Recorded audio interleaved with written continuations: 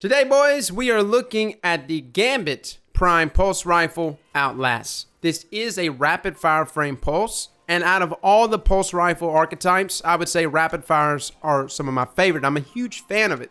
Now, I became a fan of these pulse rifles way back in Destiny 1 with Grasp. Even when Clever Dragon dropped, I was still Team Grasp for as long as I could hold out. But here in Destiny 2, we have a lot of different options. If we look back in like year 1 of Destiny 2, Time Worn Spire was an excellent choice. Darkest Before was probably the best option for rapid fire pulse rifles. But as neither one of those can roll with random rolls here in year 2, the two new best rapid fire pulse rifles was Clever Dragon 2.0 or Claws of the Wolf. This is the Iron Baron pulse rifle. A very good pulse rifle. And for the longest time, I thought it was the best rapid fire pulse until we actually got our hands on a Horus Lease God Roll. And I kind of compared this to Grass. I said it was Grass 2.0, but this was by far the stickiest and best pulse rifle in terms of rapid fire pulses, even more so than Claws of the Wolf. Again, both of these are very similar, but now we have a new pulse rifle that is stepping the fold, which is Outlast. Now, I have two rolls in front of us today. First up, we have a Kill Clip Feeding Frenzy roll. This one also comes with Arrowhead Break, with a Ranged Masterwork, and a Counterbalance mod. Now, we have options here in that magazine column. We can go with either Accurized rounds to bump that range up even more, or steady rounds. Preferably, I would always say steady rounds is the option that you want to go with, but considering that the range on most all of these rapid fire pulses is so poor, you will receive damage fall off, which is no bueno, because any type of damage fall off, especially with these rapid fire pulse rifles, results in that time to kill going up greatly. By default, it does have a 0.8 second time to kill value, but that is at non-crits, which is 3 bursts. Now, our second roll we're going to be looking at is actually a Rampage and Rangefinder roll. Very good combination here, really for both PvP and for PvE, and you have different options here. This one does come with Arrowhead Break, so we could take the route and actually rock a Rampage spec. The weapon by default has a 60 recoil direction. With Arrowhead Break, it throws it up to 90, so it's not completely vertical, but I mean, we're getting close. It's pretty high up there. Now, considering that this one comes with Rangefinder, I took the route and rocked steady rounds. And even though the previous roll that we just looked at had 55 range, Rangefinder on this weapon actually pushed the range past that. I need to get a numerical value on what Rangefinder actually does. I know it, of course, enhances that zoom magnification and essentially enhances our range here on our weapons, but by how many meters, I'm not sure. All I know is that it was very obvious that this Rangefinder Outlast was stickier in the mid-range and had less damage fall off, despite it having less range than our Kill Clip Feeding Frenzy Outlast. So overall, how does Outlast perform? How does it perform against other rapid fire pulses, but just in general, how does it perform inside of the Crucible? With all rapid fire pulses, strafing and spamming shots is the name of the game. Surprisingly enough, this 0.8 second time to kill that this pulse rifle has amongst other rapid fire pulses is the same that other rapid fire pulses had back in Destiny 1 before it actually got nerfed toward the end of year 3. If you remember correctly, Clever Dragon, Grass, those weapons were hit in the mouth pretty hard, as there was a blanket nerf that affected those weapons. Now, a 0.8 second time to kill may not be the fastest. Obviously, Luna's House, 0.67 as well as Not Forgotten. But even when we look at pulse rifles in general, Redrick's Broadsword actually reaches a 0.67 time to kill. And of course with Desperado, that drops to 0.47. Go Figure actually has a 0.73 TTK value. And in terms of beating out other pulse rifles, yes, it does beat out adaptive frames that are at 0.93 seconds, as well as lightweights at 0.87.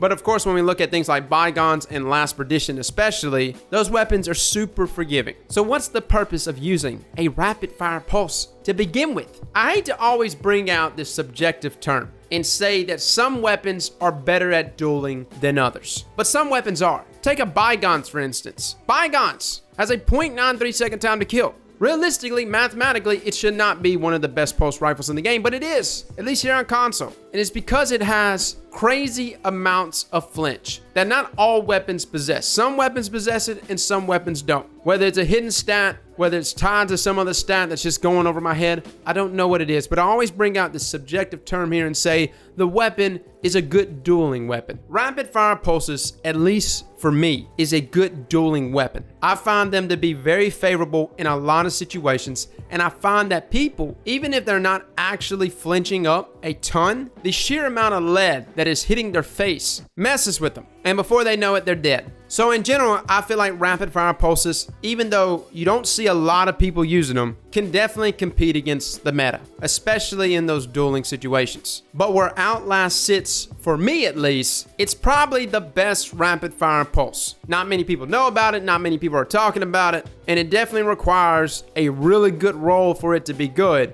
But in terms of how it competes against Horus Lease, as well as Claws of the Wolf, it's got better default stats across the board. Better recoil direction, better range, better stability, better reload, better handling. About the only thing it doesn't beat them out in is magazine size. And of course, depending on your role, that would affect those comparisons, but just off of its default stats, Outlast is clearly a better rapid fire pulse than our other pulse rifles. So let's talk about the role you should be looking for. So let's just take it through a process of elimination. Barrel perks, guys, 60 recoil direction by default. With arrowhead break, it throws up to 90. So yeah, recoil direction is almost perfect, which is why I don't really think you have to throw on a counterbalance mod if you're gonna rock out something like arrowhead break. Now, what you could possibly do, say if you were gonna take the route of maybe hammer force rifling, polygonal, or maybe corkscrew rifling, you could rock any of those barrel perks, but you will need to throw on a counterbalance mod. The beneficial thing about it being 60 recoil direction is that plus 15 that you would get from a counterbalance mod would place it as an odd number, making it more vertical than if it was an even number. Another route you could possibly go with is chamber compensator, which does hurt your handling there, but gives you plus 10 in recoil direction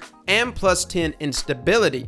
With a counterbalance mod, you'll have a recoil direction of 85, which is arguably better than 90, considering that it is an odd number as well. Magazine perks, guys, really this is a toss-up between either steady rounds or accurized rounds in PvP. Of course, in PvE, you want to go with one of the magazine perks, and the reason why I say it's a toss-up between both of those, depending on whether your masterwork is in stability or in range, you just want to take the opposite route with your magazine perk. Now, to the traits. Now, between the two pulses that we play with, Kill Clip Feeding Frenzy, super deadly. Without a doubt, a force to be reckoned with. Our crit values go from 22 per crit to 29, and our body shot goes from 13 per body to 18 per body, resulting in Outlast now requiring only 6 crits in one body to secure a kill instead of 9 crits. Adds lots of forgiveness there. Kill Clip Feeding Frenzy is also a deadly combination, especially in PvE, but is it the best trait combo inside of PvP? Playing with the Rangefinder Rampage spec was probably my favorite, and that's just because Rangefinder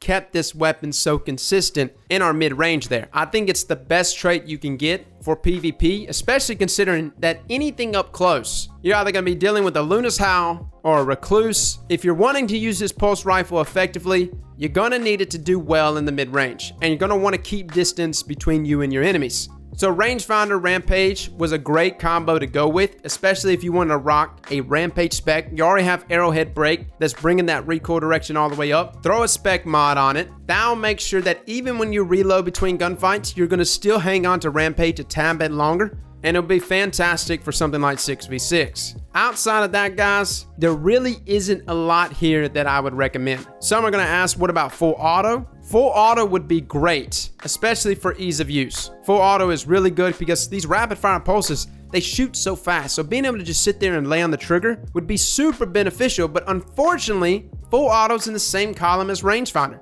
Ideally, if I could get full auto and rangefinder together, man, that would be great. That would be the ideal role for myself. Now, I normally don't mention the curated role, but I do need to mention it now. The curated role for this weapon is very solid. Kill Clip, Zen Moment, Tactical Mag as well. And the beautiful thing about Tactical Mag It increases that reload speed, and it also increases the stability and magazine.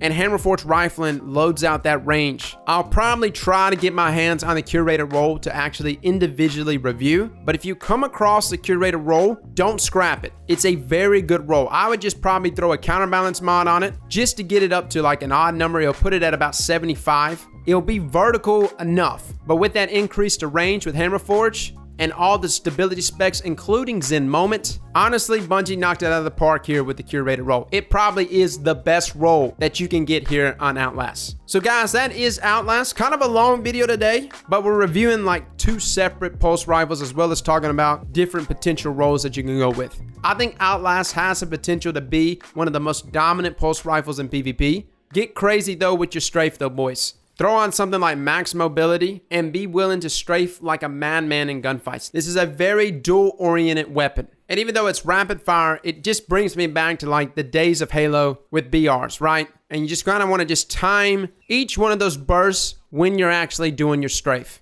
And I promise you, you're going to throw a lot of enemies off and win a lot of 1v1s. Well, fellas and ladies, thank you all for coming and watching. And as always, slap that like button like your mama told you right.